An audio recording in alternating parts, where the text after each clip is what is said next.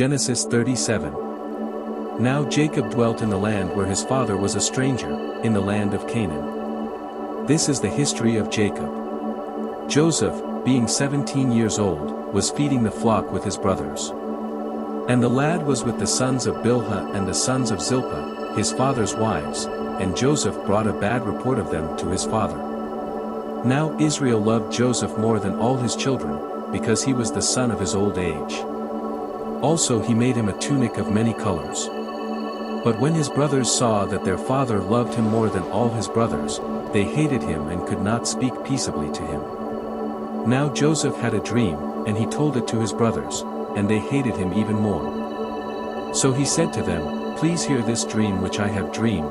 There we were, binding sheaves in the field. Then behold, my sheaf arose and also stood upright, and indeed your sheaves stood all around and bowed down to my sheaf." And his brothers said to him, "Shall you indeed reign over us? Or shall you indeed have dominion over us?" So they hated him even more for his dreams and for his words. Then he dreamed still another dream and told it to his brothers, and said, "Look, I have dreamed another dream. And this time, the sun, the moon, and the 11 stars bowed down to me." So he told it to his father and his brothers, and his father rebuked him and said to him, "What is this dream that you have dreamed? Shall your mother and I and your brothers indeed come to bow down to the earth before you?" And his brothers envied him, but his father kept the matter in mind. Joseph sold by his brothers. Then his brothers went to feed their father's flock in Shechem. And Israel said to Joseph, "Are not your brothers feeding the flock in Shechem? Come, I will send you to them." So he said to him, "Here I am." Then he said to him, "Please go and see if it is well with your brothers and well with the flocks, and bring back word to me."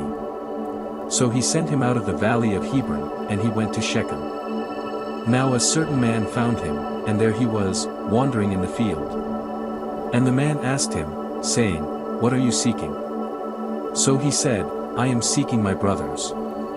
Please tell me where they are feeding their flocks." And the man said, "They have departed from here, for I heard them say, 'Let us go to Dothan.'" So Joseph went after his brothers and found them in Dothan. Now when they saw him afar off, even before he came near them, they conspired against him to kill him. Then they said to one another, "Look, this dreamer is coming. Come therefore, let us now kill him and cast him into some pit, and we shall say, 'Some wild beast has devoured him.' We shall see what will become of his dreams." But Reuben heard it, and he delivered him out of their hands, and said, "Let us not kill him." And Reuben said to them, "Shed no blood, but cast him into this pit which is in the wilderness, and do not lay a hand on him, that he might deliver him out of their hands, and bring him back to his father." So it came to pass, when Joseph had come to his brothers, that they stripped Joseph of his tunic, the tunic of many colors that was on him. Then they took him and cast him into a pit. And the pit was empty, there was no water in it. And they sat down to eat a meal. Then they lifted their eyes and looked, and there was a company of Ishmaelites, coming from Gilead with their camels, bearing spices, balm, and myrrh, on their way to carry them down to Egypt. So Judah said to his brothers, "What profit is there if we kill our brother and conceal his blood?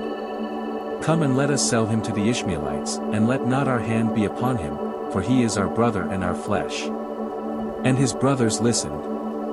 Then Midianite traders passed by, so the brothers pulled Joseph up and lifted him out of the pit, and sold him to the Ishmaelites for 20 shekels of silver.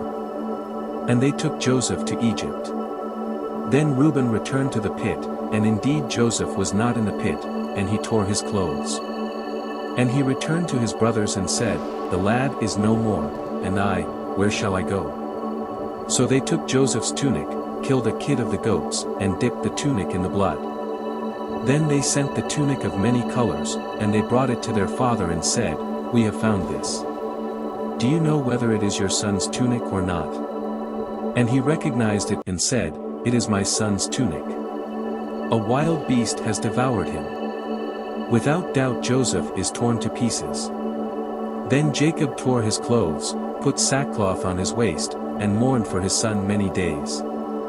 And all his sons and all his daughters arose to comfort him, But he refused to be comforted, and he said, "For I shall go down into the grave to my son in mourning." Thus his father wept for him. Now the Midianites had sold him in Egypt to Potiphar, an officer of Pharaoh and captain of the guard.